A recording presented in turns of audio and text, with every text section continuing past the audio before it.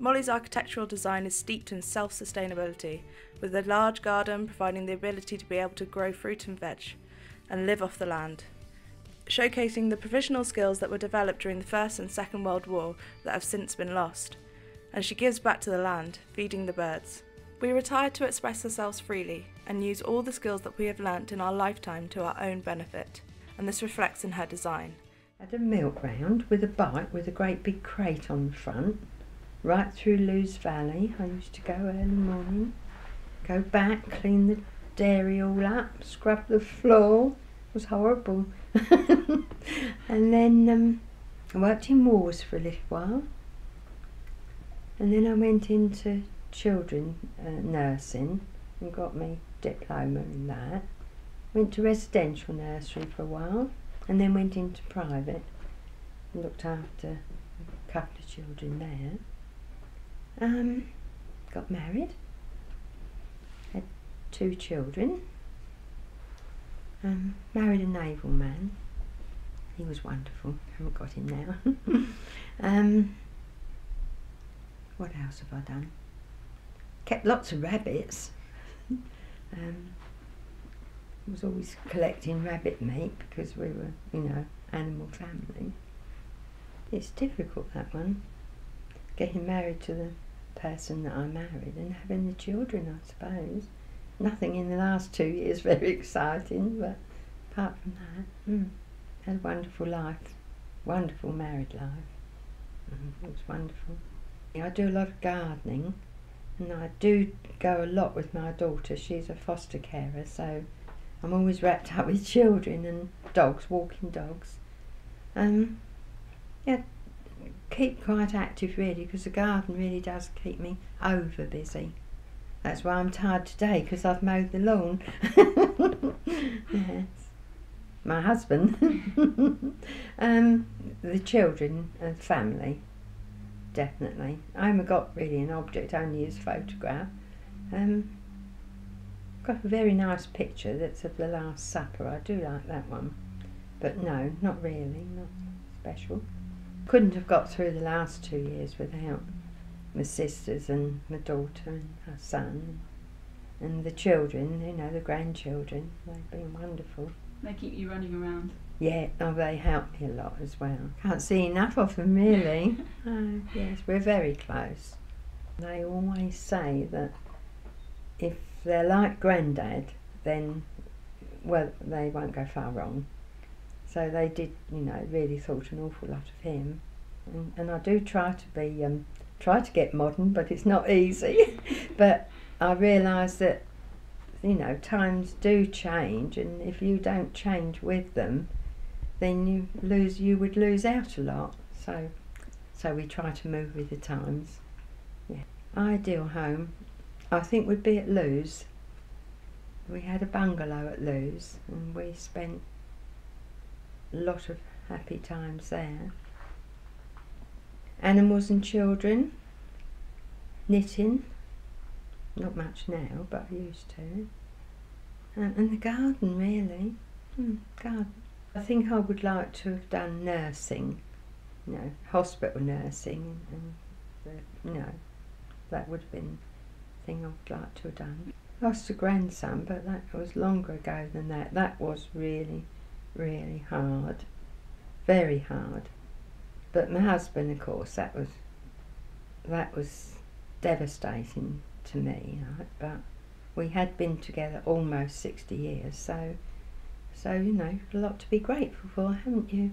I've only got 1 dog now. 1 dog, a pond full of fish, and 4 tortoises. But we have had more in the past, but I'm not so, you know, not so agile now with them all. Go out quite a lot. My daughter's comes a lot to me. Bren, my sister Bren, and Bet. Bet comes every week for fish and chips, and Bren usually joins her, but because Bren hasn't been driving for a few weeks, so, you know.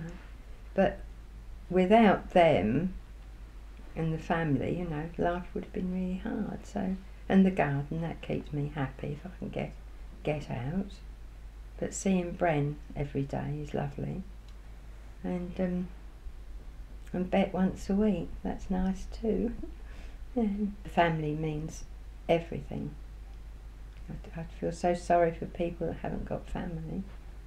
Must be very hard. Brenda. Her ideal home is the house she currently lives in.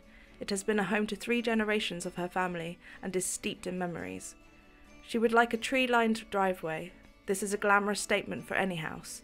It is reminiscent of grand Roman villas. The house itself is a converted barn, originally built in 1786 and used for wheat storage. It is clear that Brenda has a deep respect for the history of buildings, that a home is the heart of life, whether business or family, and that it should be sustained to continue building memories.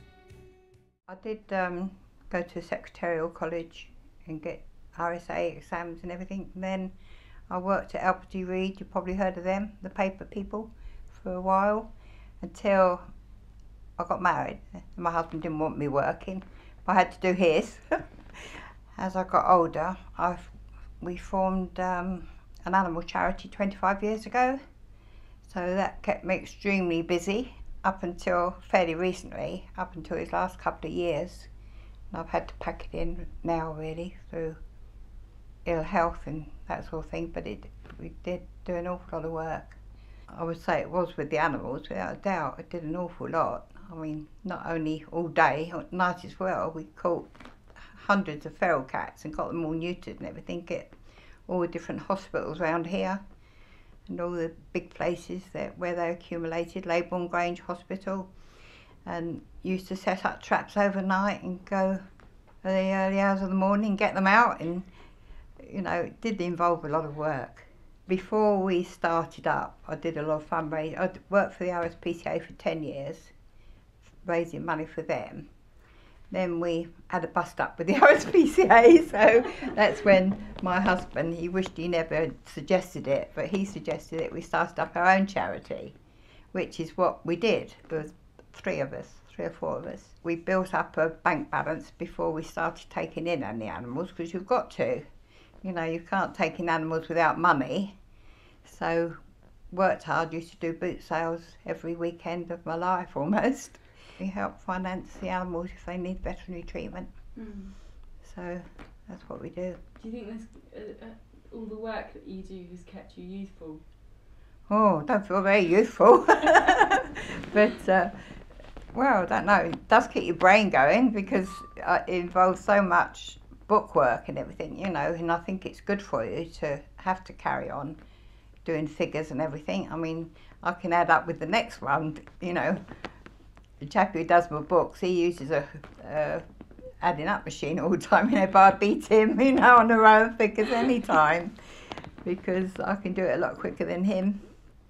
So I do feel that I've kept the old brain shiny to a certain extent. I've got 3 ferals up in the bedroom that I've had. One is about 15 and the other 2 are 9, and they've lived up there since they were tiny. They were never homeable. There's 2 of them I've had 9 years and I still can't stroke them. She sits there and hisses at me and spits at me, and that's after 9 years. So they were really, you know, quite wild. Well, the animals, without a doubt. I mean, I cherish them more than material things. I mean, there's nothing I can think of that I've got that I could say I treasure, not in the way of anything in the way of pots or jewellery or anything like that. I don't really treasure the things. At the moment, the animal situation is worse than it's ever been. Strays everywhere. I've got 2 outside coming in. Yeah, so as a family, we're all, you know, both my sisters are quite animal crazy as well. My sister's, the other sister, Molly, she's got tortoises. And her little precious dog, that's what she would call her most precious treasure. But I don't think she's able to bring her today. Really, I wanted to go into nursing when I left school. Although I did ever so well at cooking, you know, and the cookery teacher said, don't give up the cooking, and the other one said, don't give up, you know. But I would have liked to have done nursing, but my dad insisted that I work for him, so I couldn't follow that. I'm still very interested, you know, I like to go to hospitals, not being in there as a patient, but I'm always interested in hospitals, you know, and all what's going on. I want to know about everybody and what they're doing. You know, I've always been interested in anything medical. I watch everything medical on the TV. What did I do when I was young? Don't know. Probably chase boys. But no, I used to belong to Young People's Fellowship, and we'd go camping in that, you know, and I used to do quite a lot of bicycle. I used to ride, well, miracle, never believe it now, but I cycled down to Hythe when we were camping down that way. I don't know how I managed that, but still I did. But no, didn't really do an awful lot.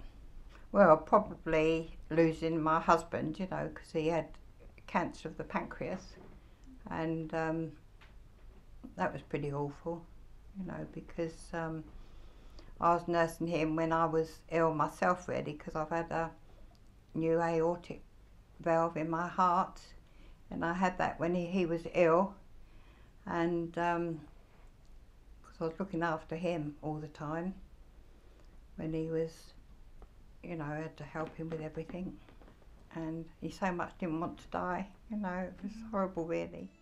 Betty's drawing is regimented and practical. She has drawn a bungalow as she cannot deal with stairs. The precise measurement of the layout is very traditional design of house. It reinstates a traditional family way of life, reflects her love of her family and the importance of their support system. The summer house in the garden she has drawn relates to a place to get away from the house, a break from life and the restrictions of age, to live youth through the energy of the sun and the garden. Brenda's second drawing is more structured and regimented, the use of measurements. She shows a clear idea of regimenting of zones within architecture. She knows how areas should be laid out so no space is wasted. Space should have a use. She has included a place for all the cats she would rescue. I was in Surrey a lot of my school days. I was down there during the war, and in a little village where we used to have a car that used to bring the siren round when there was, you know, when Jerry was coming over. So, and then from there I went into the shoe trade. I was in there for about 12 years, I think, and I was eventually manager of a shoe shop in Maidstone. Then I had a transport cab, and after that I had a shop, and then I started doing the dogs. I've done the dogs for about 30 years. I think we started at, although we we didn't completely break away from them, because it was their dogs that I used to do. Bren said that, you know, they were doing loads of cats, hundreds of cats, and someone should do the dogs, so she let me do the dogs for the RSPCA. Probably was the dogs, because I got I can't think what they called it now, the MBE for a lifetime, you know, to the dogs sort of thing. Yeah, so I suppose that was the greatest achievement. Yeah. I was absolutely amazed, because I wasn't expecting that, you know, and it was lovely going up to Buckingham Palace, you know, and getting it off of Prince Charles. Actually gave me the MBE. I went up a couple of years before that to a garden party, and we saw the Queen there, you know, she came out and talked to us, but as I say, it was Charles on the day of the which was quite exciting, actually, going to Buckingham Palace, seeing how they all went on. Probably the dogs kept me young, because I had to do a lot of driving around and that, you know. I'd tell them that I'd like to have lived in London and go to a show every night. Live the high life. Yeah, that's right. Well, I think the dogs just took all my time. I didn't have time for any other hobbies. Children today have a lot more opportunities than we ever had, you know, with everything they do. I mean, part of it was wartime, and of course you don't do the things then that you would normally do. I think I'd still want to go back to doing dogs if I was capable of still doing them. I think when members of the family have died, you know, and also when you lose your animals, that's very hard. now, with difficulty. If I want to go to Blue Water all day, I'd take one of these 3-wheeled pusher things, and so long as you've got that, or a trolley, you can keep going all day. I'd encourage them, you know, we've had a lot of holidays, been everywhere, America and Canada and South Africa, and you know, lots of places like that. So if you work, then you can do that sort of thing. Yeah, and I'd encourage children in all sports really, and swimming. My daughter's just gone skiing. I mean, she's 56, and it's the first time that she skied, you know. But that would have been nice to be able to do something like that. Mm.